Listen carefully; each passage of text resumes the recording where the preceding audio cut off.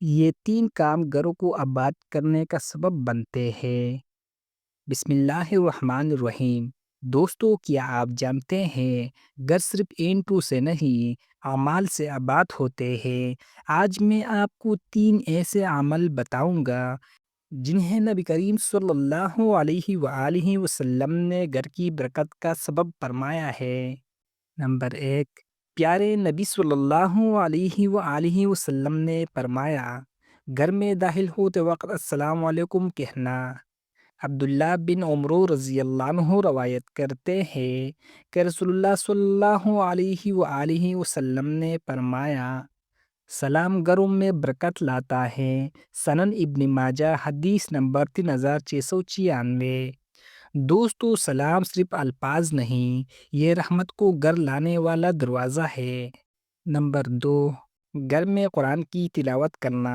سیدنا ابو ہریرہ رضی اللہ عنہ روایت کرتے ہیں کہ رسول اللہ صلی اللہ علیہ وآلہ وسلم نے فرمایا، جس گھر میں سورۃ البقرہ پڑھی جائے وہاں سے شیطان بھاگ جاتا ہے۔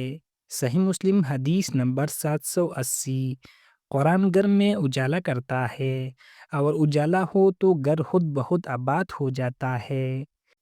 نمبر تین، گھر میں نفل عبادت اور ذکر کو جاری رکھنا۔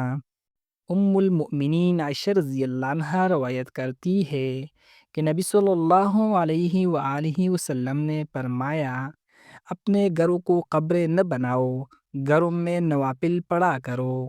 صحیح بخاری، حدیث نمبر 432۔ جس گھر میں عبادت ہو وہ گھر کبھی ویران نہیں ہوتا۔ خلاصہ، دوستو، یہ تین عمل، السلام علیکم، قرآن کی تلاوت اور نوافل و ذکر، گھر میں ایسی برکت لاتے ہیں کہ ویران دل بھی آباد ہو جاتا ہے۔